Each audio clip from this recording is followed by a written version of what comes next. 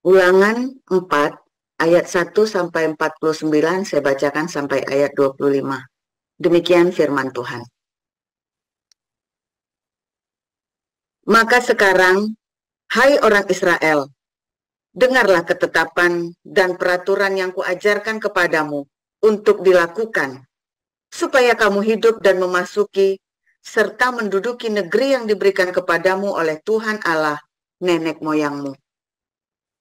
Janganlah kamu menambahi apa yang kuperintahkan kepadamu, dan janganlah kamu menguranginya. Dengan demikian, kamu berpegang pada perintah Tuhan Allahmu yang kusampaikan kepadamu. Matamu sendiri telah melihat apa yang diperbuat Tuhan mengenai Baal Peor. Sebab Tuhan Allahmu telah memunahkan dari tengah-tengahmu semua orang yang mengikuti Baal Peor. Sedangkan kamu sekalian yang berpaut pada Tuhan Allahmu masih hidup pada hari ini.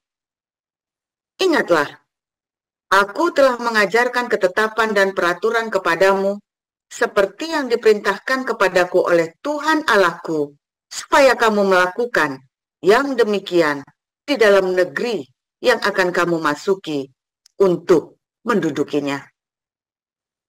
Lakukanlah itu dengan setia, sebab itulah yang akan menjadi kebijaksanaanmu dan akal budimu di mata bangsa-bangsa yang pada waktu mendengar segala ketetapan ini akan berkata, memang bangsa yang besar ini adalah umat yang bijaksana dan berakal budi.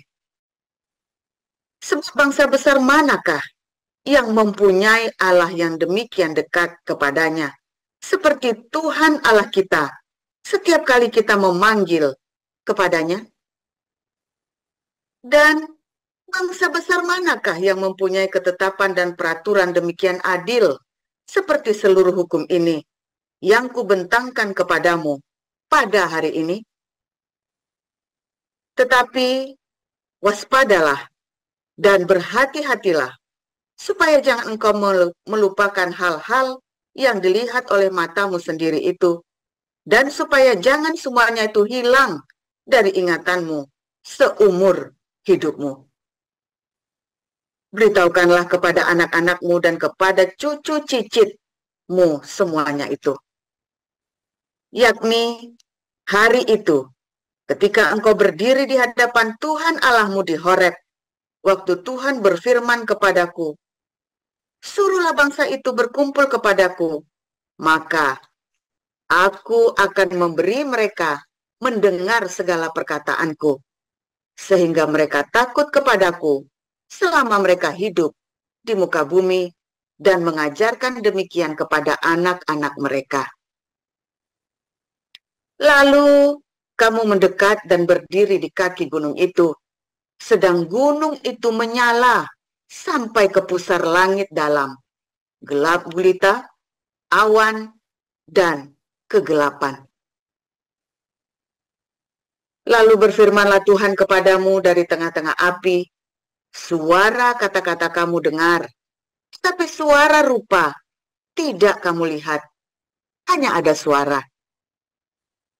Dan ia memberitahukan kepadamu perjanjian yang diperintahkannya kepadamu untuk dilakukan, yakni ke-10 firman, dan ia menuliskannya pada 2 loh batu. Dan pada waktu itu, aku diperintahkan Tuhan untuk mengajarkan kepadamu ketetapan dan peraturan, supaya kamu melakukannya di negeri kemana kamu pergi untuk mendudukinya. Hati-hatilah sekali, sebab kamu tidak melihat sesuatu rupa pada hari Tuhan, berfirman kepadamu di Horeb dari tengah api, supaya jangan kamu berlaku busuk dengan membuat bagimu patung yang menyerupai berhala apapun yang berbentuk laki-laki atau perempuan, yang berbentuk binatang yang di bumi, atau berbentuk burung bersayap yang terbang di udara, atau berbentuk binatang yang merayap di muka bumi, atau berbentuk ikan yang ada di dalam air di bawah bumi. Dan juga supaya jangan engkau mengarahkan matamu ke langit, sehingga apabila engkau melihat matahari, bulan dan bintang, segenap tentara langit, engkau disesatkan untuk sujud menyembah dan beribadah kepada sekaliannya itu, yang justru diberikan Tuhan Allahmu kepada segala bangsa di seluruh kolong langit sebagai bagian mereka. Sedangkan Tuhan telah mengambil kamu dan membawa kamu keluar dari dapur peleburan besi dari Mesir untuk menjadi umat miliknya sendiri, seperti yang terjadi sekarang ini. Tetapi Tuhan menjadi murka terhadap aku oleh karena kamu, dan ia bersumpah bahwa aku tidak akan menyeberangi sungai Yordan dan tidak akan masuk ke dalam negeri yang baik yang diberikan Tuhan Allahmu kepadamu menjadi milik pusakamu. Sebab aku akan mati di negeri ini dan tidak akan menyeberangi sungai Yordan, tetapi kamu akan menyeberanginya dan menduduki negeri yang baik itu. Hati-hatilah, supaya jangan kamu melupakan perjanjian Tuhan Allahmu yang telah diikatnya dengan kamu dan membuat bagimu patung yang menyerupai apapun yang oleh Tuhan Allahmu dilarang kau perbuat. Sebab Tuhan Allahmu adalah api yang menghanguskan, Allah yang cemburu. Apabila kamu beranak cucu dan kamu telah tua di negeri itu, lalu kamu berlaku busuk dengan membuat patung yang menyerupai apapun juga, dan melakukan apa yang jahat di mata Tuhan Allahmu, sehingga kamu menimbulkan sakit hatinya. Demikian. Lanjut, Bu Santi.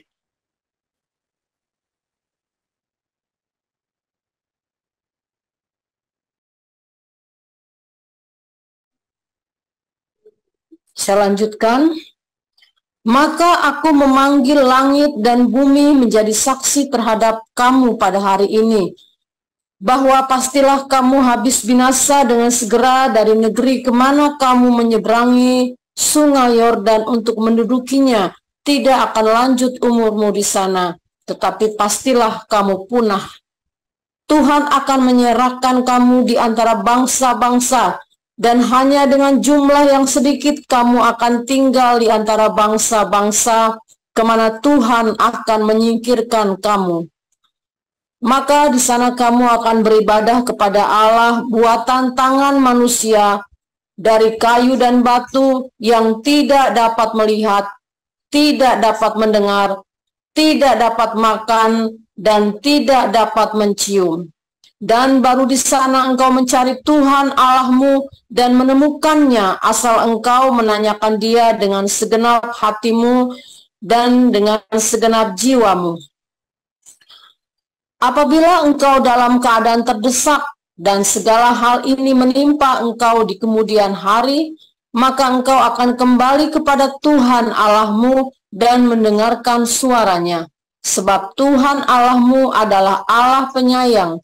Ia tidak akan meninggalkan atau memusnahkan engkau, dan Ia tidak akan melupakan perjanjian yang diikrarkannya dengan sumpah kepada nenek moyangmu. Sebab cobalah tanyakan dari ujung langit ke ujung langit tentang zaman dahulu yang ada sebelum engkau, sejak waktu Allah menciptakan manusia di antara bumi. Apakah ada pernah terjadi sesuatu hal yang demikian besar? Atau apakah ada pernah terdengar sesuatu seperti itu? Pernahkah suatu bangsa mendengar suara ilahi yang berbicara dari tengah-tengah api seperti yang kau dengar dan tetap hidup?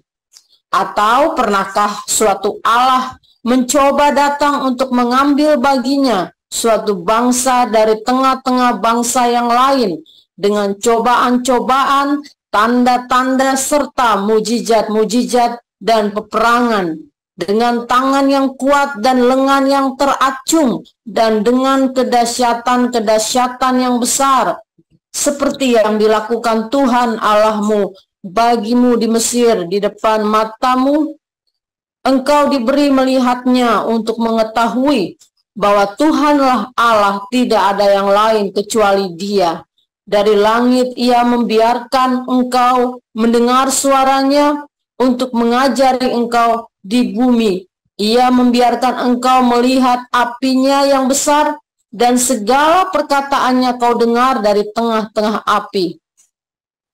Karena Ia mengasihi nenek moyangmu dan memilih keturunan mereka, maka Ia sendiri telah membawa engkau keluar dari Mesir dengan kekuatannya yang besar, untuk menghalau dari hadapanmu bangsa-bangsa yang lebih besar dan lebih kuat daripadamu, untuk membawa engkau masuk ke dalam negeri mereka dan memberikannya kepadamu menjadi milik pusakamu, seperti yang terjadi sekarang ini. Sebab itu ketahuilah pada hari ini dan camkanlah bahwa Tuhanlah Allah yang di langit di atas dan di bumi di bawah, tidak ada yang lain. Berpeganglah pada ketetapan dan perintahnya yang kusampaikan kepadamu pada hari ini, supaya baik keadaanmu dan keadaan anak-anakmu yang kemudian, dan supaya lanjut umurmu di tanah yang diberikan Tuhan Allahmu kepadamu untuk selamanya. Lalu Musa mengkhususkan 3 kota di seberang sungai Yordan di sebelah timur, supaya orang yang membunuh sesamanya manusia dengan tidak sengaja dan dengan tidak memusuhinya lebih dahulu dapat melarikan diri ke sana, sehingga ia apabila melarikan diri ke salah satu kota itu dapat tetap hidup. Kota-kota itu adalah Bezer di padang gurun di daerah dataran tinggi untuk orang Ruben, Ramot di Gilead untuk orang Gad, dan Golan di Basan untuk orang Manasye. Inilah hukum Taurat yang dipaparkan Musa kepada orang Israel. Inilah peringatan, ketetapan, dan peraturan yang dikatakan Musa kepada orang Israel dalam perjalanan mereka keluar dari Mesir. Di seberang sungai Yordan, di lembah di tentangan Bet Peor, di negeri Sihon, raja orang Amori, yang diam di Hesibon, yang dipukul kalah oleh Musa dan orang Israel dalam perjalanan mereka keluar dari Mesir. Negerinya diduduki mereka, dan juga negeri Og, raja negeri Basan, kedua-duanya raja orang Amori yang diam di seberang sungai Yordan di sebelah timur, mulai dari Aroer di tepi sungai Arnon sampai gunung Sirion, itulah gunung Hermon, serta seluruh dataran di seberang sungai Yordan di sebelah timur sampai Laut Araba di kaki lereng gunung Pisgah. Silahkan dilanjutkan. Lanjut. Ya, lanjut. Bapak Senastin. Yohanes 14. Janganlah gelisah hatimu, percayalah kepada Allah, percayalah juga kepadaku. Di rumah Bapakku banyak tempat tinggal. Jika tidak demikian, tentu aku mengatakannya kepadamu. Sebab aku pergi ke situ untuk menyediakan tempat bagimu. Dan apabila aku telah pergi ke situ dan telah menyediakan tempat bagimu, aku akan datang kembali dan membawa kamu ke tempatku, supaya di tempat di mana aku berada, kamu pun berada. Dan kemana aku pergi, kamu tahu jalan ke situ. Kata Thomas kepadanya, Tuhan, kami tidak tahu kemana engkau pergi. Jadi bagaimana kami tahu jalan ke situ? Kata Yesus kepadanya, Akulah jalan dan kebenaran dan hidup. Tidak ada seorang pun yang datang kepada Bapa kalau tidak melalui aku. Sekiranya kamu mengenal aku, pasti kamu juga mengenal Bapakku. Sekarang ini kamu mengenal Dia dan kamu telah melihat Dia. Kata Filipus kepadanya, Tuhan, tunjukkanlah Bapa itu kepada kami. Itu sudah cukup bagi kami. Kata Yesus kepadanya, Telah sekian lama aku bersama-sama kamu, Filipus, namun engkau tidak mengenal aku. Barang siapa telah melihat aku, ia telah melihat Bapa. Bagaimana engkau berkata, tunjukkanlah Bapa itu kepada kami. Tidak percayakah engkau bahwa aku di dalam Bapa dan Bapa di dalam aku?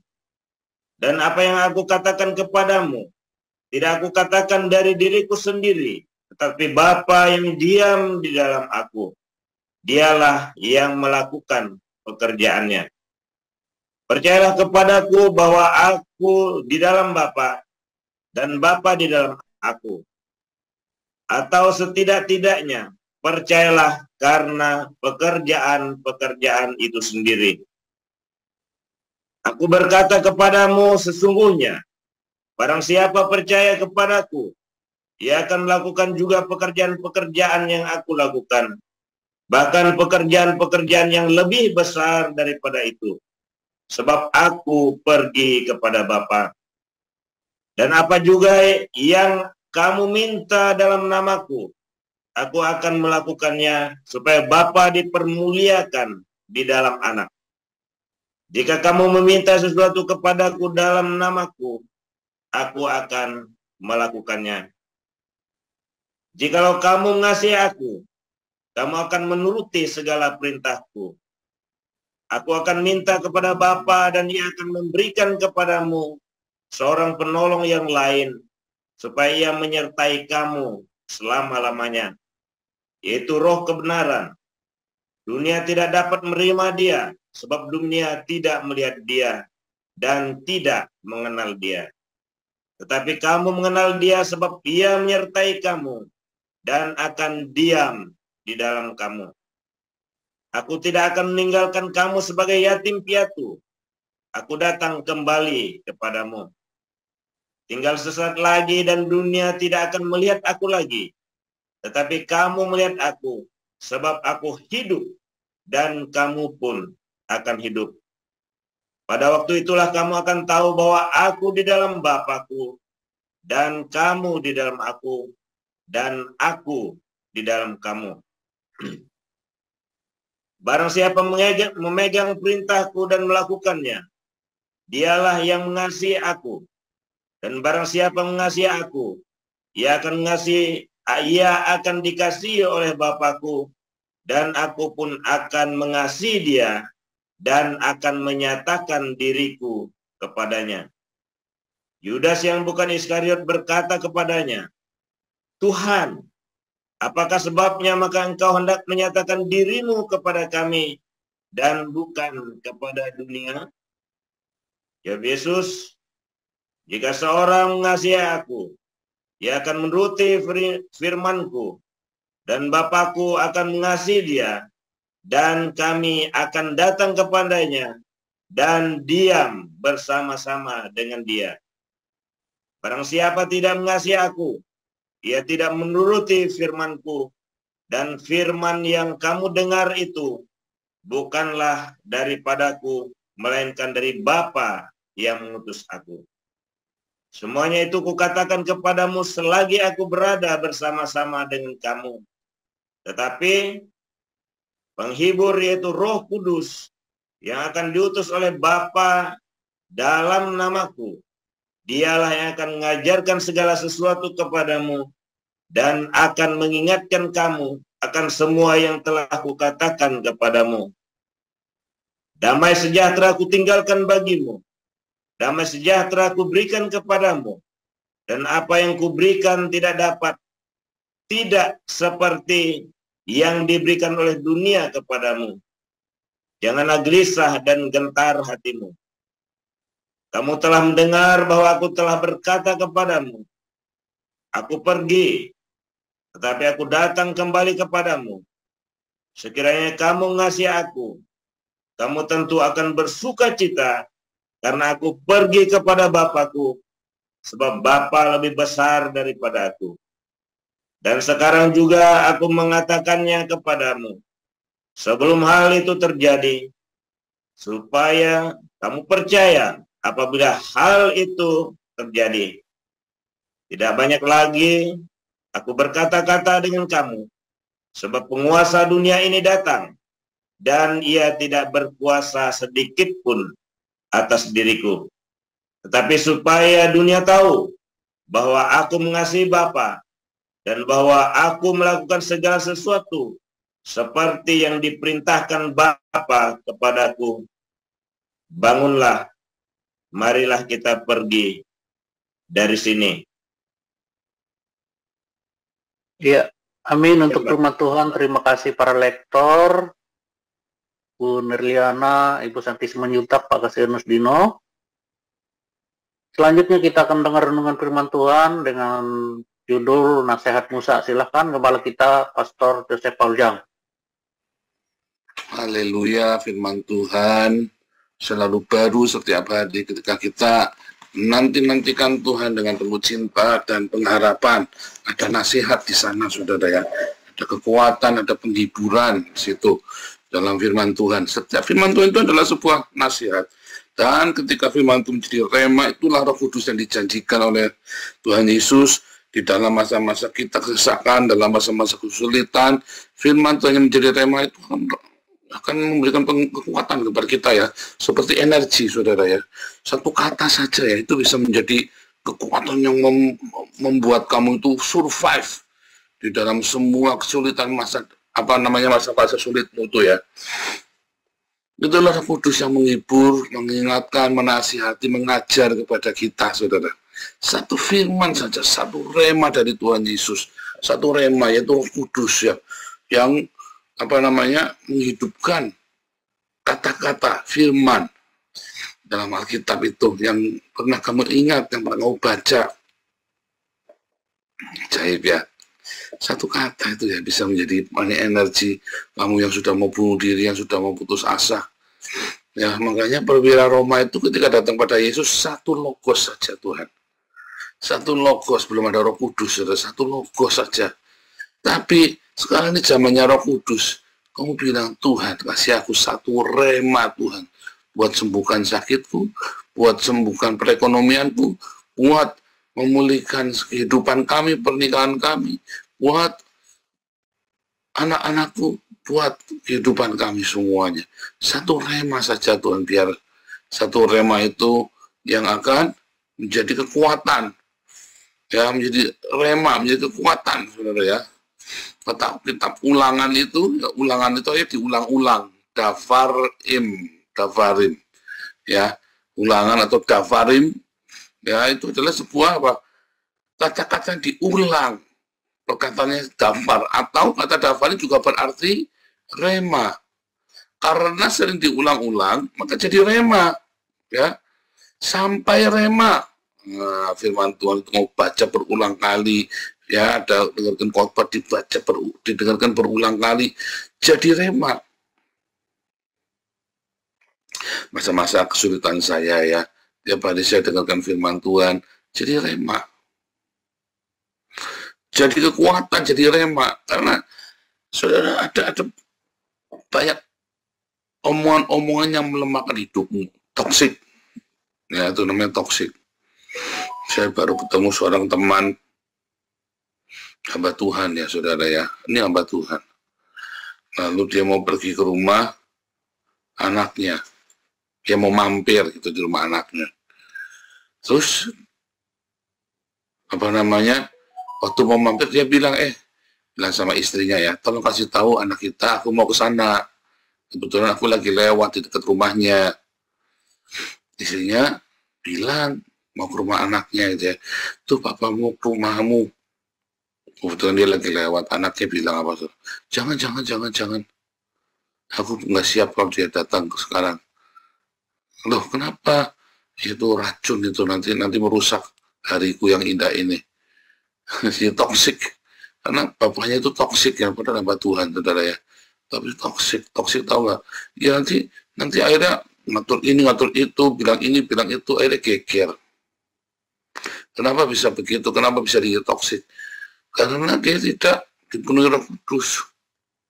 Perkataannya itu kalau nggak pahit, perkataan itu kalau nggak sok berkuasa, ngatur-ngatur, ya sok rohani, kamu jangan begini, kamu itu firman Tuhan, itu kayak agama. Jadi ada orang ya bicara agama, tapi toksik.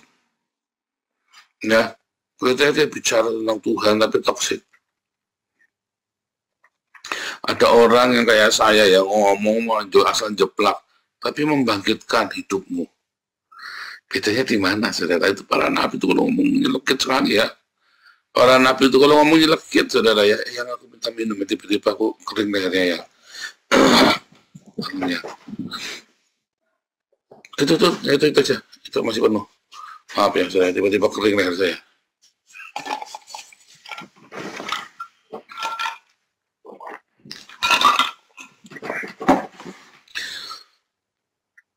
Para nabi itu ngomongnya nyelekit, saudara ya. Tapi bagi orang-orang yang mengasihi Tuhan, yang nyelekit itu menjadikan kekuatan, jadi penghiburan bagi dia. Saudara, omongan saya nyelekit ya. Nah, tetapi istri, anak-anak saya, keluarga saya, ya dikuatkan.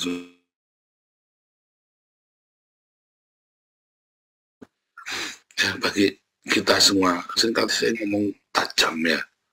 Tapi kalau Anda dengarkan baik-baik dengan cinta ya, omongan saya itu membangun. Buktinya banyak orang dipulihkan, saudara. Ngomongnya keras ya, tapi banyak orang dipulihkan. Ada orang ngomongnya baik-baik, tapi toksik racun. Ya, serius saudara ya, ada pendeta-pendeta ngomongnya baik, guyonan, lucu, tapi racun. Ya, apalagi kalau udah cinta misi, udah nyindir masalah perpuluhan. Racunnya. Serius saudara. Ini Eli yang mangguk. Pengalaman pribadi Pak. Saya ditagih perpuluhan Pak. Aduh, di Belanda ini sering orang ditagih perpuluhan. Malu ya saudara ya. Di Belanda ini orang ditagih perpuluhan. Sama pendetanya. Pendeta Indonesia ya, bukan pendeta. Nah itu saudara ya, kelihatannya pelan halus tapi nyelekit toksik racun. Kalau saya ngomong jedul kayak tidak ya, tapi orang dipulihkan hidupnya saudara ya. Nah, jadilah orang yang perkataannya itu jangan jadi racun, tapi menjadi nasihat dan penghiburan. Ya. Bukan jadi racun. Kalau ngomong itu jangan toksik, tapi nasihat Musa. Ya, yang memberikan kekuatan sehingga orang ini punya daya tempur yang luar biasa. Tapi memang ada orang-orang yang punya karunia menasihati. Anda kalau belajar apostolik ya, saya ajari ya. Ada orang yang punya karunia menasihati. Wah, orang ini memang nggak ada lawan ya kalau ngomong membuat orang itu bangkit, orang mau bunuh diri saja, ya orang mau mati saja bisa hidup lagi, istilahnya begitu ya. Karena perkataan itu memberikan kekuatan, perkataan itu memberikan penghiburan. Ya, perkataan itu memberikan penghiburan, kekuatan. Perkataanmu bagaimana, saudara? Ya, membuat racun bagi keluargamu, atau membuat penghiburan bagi keluargamu, kekuatan bagi anak-anakmu untuk menempuh hidupan yang jahat ini. Ya, perkataanmu itu menjadi kekuatan bagi orang-orang sekelilingmu apa mematikan. Kelihatannya halus perkataanmu, tapi racun. Ngeremeh kayak ngecil kayak orang ya. Saya ngomong keras, tajam ya. Belum misui, tapi yang paling saya katakan membangkitkan, menginspirasi itu ya, bukannya melemahkan orang, bukannya meremehkan orang, menghancurkan kehidupan, menghancurkan orang-orang munafik. Perkataan saya itu menghancurkan orang-orang munafik ya, tetapi bagi orang-orang yang mencari Tuhan akan menghidupkan. Dari mana? Apa yang membuat itu? Ya, yang satu kata-katanya halus tapi nyelekit racun, yang satu kasarnya minta ampun kayak saya, tapi menghidupkan. Ajaib ya. Yang lebih bagus lagi, ya perkataan itu biar halus, tapi jangan racun, biar keras, tapi juga bukan racun. Itu yang bagus. Gimana caranya? Ya kamu harus penuh Roh Kudus. Orang yang penuh Roh Kudus akan mengalir perkataan-perkataan yang menghidupkan sungai, aliran sungai kehidupan. Barang siapa haus datang dan minum, maka dari dalam hatinya akan mengalir aliran air sungai kehidupan yang akan menghidupkan semua orang. Ya, Yeremia Yeskel itu kasih penglihatan, ya, dia masuk di dalam bait suci, ya, mata airnya pertama satu mata kaki, lalu satu lutut, satu pinggang, satu dada, akhirnya dia harus tenggelam, dan dia melihat sungai yang besar sekali. Kemanapun sungai ini mengalir ke padang gurun, di padang gurun maka di situ akan tumbuh berbagai macam jenis tanaman. Di sungai itu ada banyak jenis ikan, akan memberikan kehidupan kemanapun sungai itu mengalir, saudara. Aliran-aliran sungai kehidupan itu yang Yesus bilang, barang siapa haus datang dan minum. Barang siapa haus datang padaku dan minum, maka dari dalam hatinya akan keluar aliran-aliran sungai kehidupan. Sekeras apapun ngomong, selembut apapun ngomong, semua perkataan itu akan menghidupkan orang-orang yang sudah yang hampir mati, yang sudah lesu sekalipun. Ya, menghidupkan, ya. Mengapa bisa menghidupkan, baik secara metafora maupun secara hurufiah? Orang yang sudah patah semangatnya bisa hidup kembali karena kamu penuh dengan cinta yang melimpah, saudara. Saking melimpah hidupmu dengan cinta, orang-orang akan terhiburkan, orang-orang akan dibuat menjadi kuat. Ya, nggak ada cara lain. Kamu datang pada Yesus dengan kesungguhan, dengan rasa haus dan lapar akan kebenaran. Ya, bukan untuk mencari-cari, bukan buat kamu cari apa namanya. Kadang-kadang orang-orang Islam di TikTok itu, kamu lihat ya, orang cari Tuhan itu buat, ya nggak cuma orang Kristennya juga, buat adu sport otak, saudara ya. Makanya dia tidak ada kehidupan di sana. Ya, tidak ada penghiburan, adanya kematian. Ya, adanya kematian, adanya cuma apa, saudara? Adanya akhirnya cuman saling mencaci maki tanpa ada jiwa yang dimenangkan.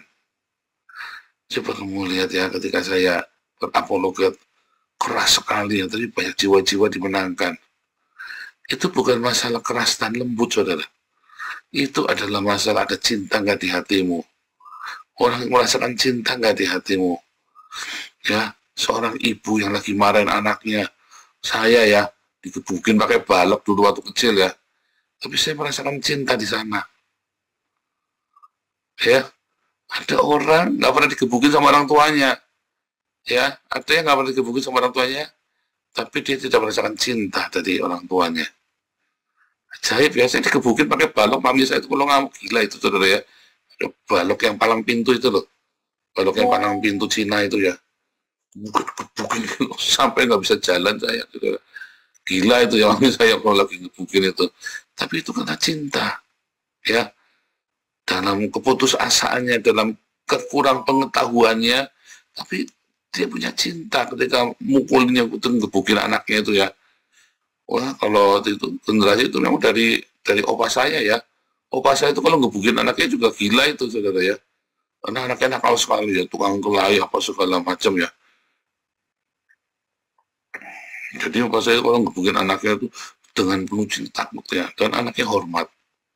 Aneh ya, saya nggak nyuruh Anda ngebukin, bukan. Yang saya suruh adalah mencintai. Ya, kalau kamu masih ngebukin anakmu pakai balok, berarti kamu kurang pendidikan. Ya, kayak mami saya, ya, kurang pendidikan. Dia nggak tahu bagaimana cara mendidik anak. Tapi dia tahu dia harus mencintai. Dia tidak mau anaknya sampai jadi Islam. Dulu saya mau jadi Islam ya, waktu kecil itu ya. Ikut-ikutan di desa ya, kita saya udah sholat, udah belajar ngaji segala macam itu pokoknya wis. Mami saya tahu ya, saya dikebukin ya. Saya pikir dia mami ngawur, orang mau pindah jadi agama Islam kan tidak boleh. Mau belajar agama Islam kan baik. Aduh, mami saya sambil nangis, sambil gebukin ya. Terus, aduh, saya ingat sekali ya, mami saya sambil nangis, sambil mukulin saya supaya jangan jadi Islam. Takut sekali dia saya jadi Islam. Dan saya merasakan cinta itu, saudara, serius ya. Mami saya udah tahu bahayanya jadi Islam. Dia bilang, anaknya mami tidak boleh ada yang jadi Islam. Dia bilang, jangan. Kalau kamu ke sana nggak bisa balik lagi nanti. Mami saya sudah tahu loh, di dalam kebodohannya dia ngerti ya, saudara ya. Mengapa Pak jangan? Iya, saudara, karena dia punya teman-teman yang jadi Islam, akhirnya menderita, tapi nggak bisa balik karena takut. Dan dia rupanya tahu ya, zaman itu ya. Karena apa? Dia kan punya salon, mami saya kan punya salon. Nah kan banyak, orang kan kalau sambil potong rambut kan sambil cerita, kan curhat kan. Iya, ini saya dulu Kristen, terus saya jadi Islam karena menikah, terus ceritanya begini. Loh kenapa kamu tidak mau kembali lagi pada Tuhan Yesus? Ya ini nggak bisa, susah. Jadi begitu dia tahu saya ikut-ikutan ngaji, ikutan puasa Islam segala macam, waduh, muntap ya. Tapi di dalam ngamuknya itu, ya hari ini saya merasakan ya, itu cinta yang melimpah loh, saudara. Ya karena kasih ya, sehingga perkataan yang keras pun itu mau menghidupkan. Nah, bagaimana dengan Anda? Apakah perkataanmu dengan penuh cinta? Apakah anakmu ketika kamu lagi ngomong itu racun atau cinta, saudara? Apa yang dirasakan oleh anak-anakmu? Kamu harusnya tanya. Jangan-jangan racun yang kamu ucapkan buat anakmu itu, buat suamimu, buat istrimu, buat keluargamu. Jangan-jangan toksik lagi, saudara. Tadi pagi saya lagi ngeledekin anak saya ya, saudara ya. Mas saya nangis, saudara, ngeledekin ya. Kita biasa ya, saya sama anak saya yang laki-laki kan suka ngeledekin yang cewek ya. Karena imut-imut kan yang cewek kan. Nah, tadi pagi memang ada kelewatan kita ngeledekinnya. Bukan mau bully ya, tapi ada kelewatan. Nangis, saudara ya. Nangis, saya panggil. Kamu kenapa nangis? Nggak boleh kamu nangis. Kamu baru dipercandain nangis. Apalagi nanti dibully orang. Nanti kamu jadi bahan bulian. Diam, jangan nangis. Malah saya marahin nih. Ya, gara-gara pakai pakaian. Kamu boleh pakaianku. Ya, kamu kalau pakainya nggak bagus pasti papa marah. Pasti suruh ganti, bukannya malah diledekin. Gitu ya. Karena memang anak saya kan udah remaja, makin cantik ya. Jadi kita sering inilah, dan caranya berpakaian di Indonesia dengan di Eropa rata beda. Saya bilang, perkataanmu apa, saudara? Bully ya atau menjadi kekuatan? Tujuannya apa? Itu ya. Anak komplain ya, kamu sih ngomong begini nggak boleh, nggak boleh anak. Saya bilang nggak bisa, jangan kasih manja. Di sini kita bercanda, di luar dia dibully nanti. Harus dia bisa jawab, harus dia bisa ignoring. Dia cantik kok, baju pakainya bagus kok. Nah, kalau kita bully dia, jangan, ayo sini turun gini. Nah, perkataanmu dalam rumah tanggamu apa? Nasihat kah? Penghiburan kah? Racun kah? Hati-hati, saudara ya. Ayo, miliki cintanya Tuhan Yesus. Miliki cintanya Tuhan Yesus. Ini perkataanmu kan menghidupkan bagi semua orang yang mendengarnya. Kadang-kadang keras, kadang-kadang lembut, tapi pasti menghidupkan. Kalau kamu miliki hawa nafsu tok, nah, perkataanmu toksik, ngomongnya halus, saudara, tapi kita minta ampun, mata ini wong pengen bunuh diri dengarnya, saudara. Sampai yang dengar aja bisa bunuh diri itu gara-gara omonganmu. Hati-hati, saudara. Ya, biar omonganmu tuh orang mau bunuh diri malah jadi hidup. Bukannya malah orang mau hidup jadi pengen bunuh diri. Siapa di sini pilihan katanya? Itu pilihan kata ya. Anda kalau saya lagi gundulmu peang, gitu ya, kalau lagi TikTok itu kan, dan segala pilihan kata saya itu bukan saya lagi kesurupan, saya memilih kata itu dengan sengaja. Itu pilihan kata loh, saudara ya. Dimana ketika saya lagi hari Minggu, saya lagi mau menyampaikan di doa pagi, sebenarnya itu kata yang dipilih loh, saudara. Mencari siapa yang pilihan katanya selalu racun, saudara. halus ngomongnya, pelan, bisik-bisik. Saya dulu pernah ya di Salatiga ada ketua, bukan ketua, ada apa namanya, diaken lah. Salah satu diaken udah tua, kalau ngomong bisik-bisik sampai apa sampai kita kalau ngomong gitu ya. Dan kalau yang cewek-cewek itu mahasiswi itu kan waktu kami di Salatiga jemaatnya mahasiswi semua kan, sampai kudu dengerin apa, terus jadi ngomong supaya nempel-nempel di pipi itu loh. Kurang ajar ini ya. Dia kan cabulnya minta ampun kayak kayak nabinya tetangganya ini ya, tetangganya Pak Enarto itu. Bisik-bisik, sengaja bisik-bisik supaya pipinya ditempelin ke mulutnya dia. Aduh, modus, saya bilang. Terus saya bilang sama istri saya, kan sini juga apa mau. Langsung saya tarik, goblok lu. Jangan mau kalau dia bisik-bisik. Pak nggak dengar, Pak. Ituin saja. Jangannya kamu yang apa-apa didengarkan. Sini loh, tak omongin. Ngomongnya halus-halus, tapi racun, saudara ya. Omongannya racun semua dia kan ini ya. Tak pisui pernah sama aku, saya tak marahin, saudara ya. Pak, kalau ngomong nggak boleh gitu, Pak. Halus tapi mateni orang, Pak. Nggak boleh gitu, Pak. Sampai tak gituin sama saya ya. Halus tapi kamu menjerumuskan orang, Pak, kalau gitu caranya, Pak. Saya mah berani, sampai kaget orang semua ya. Karena dia kan suka jajani mahasiswa jemaat itu ya. Suka nempel-nempel full timer suka deket-deket sama dia dijajani. Kamu sama saya mah nggak mempan. Sorry ya, kamu nggak bisa beli saya. Emang gua cowok apaan? Nggak bisa, makanya dia sama saya itu dendam sekali ya. Ketemu lagi saya full time lagi di gereja, dendam. Ngomong bisik-bisik supaya pipinya perempuan nempel di mulutnya dia. Ngajar itu, saudara ya. Toksik bener. Nah, ayo siapa yang begitu ngaku. Jangan dong ya. Tolong ngomong gitu. Ya, hatimu kalau penuh cinta yang benar, bukan hawa nafsu ya. Nggak perlu ngomong bisik-bisik supaya kelihatan kamu orang baik. Saya kalau ngomong maju buar, kundul peang gitu ya. Tapi perkataan saya menghidupkan, saudara. Ya, perkataan yang penuh cinta.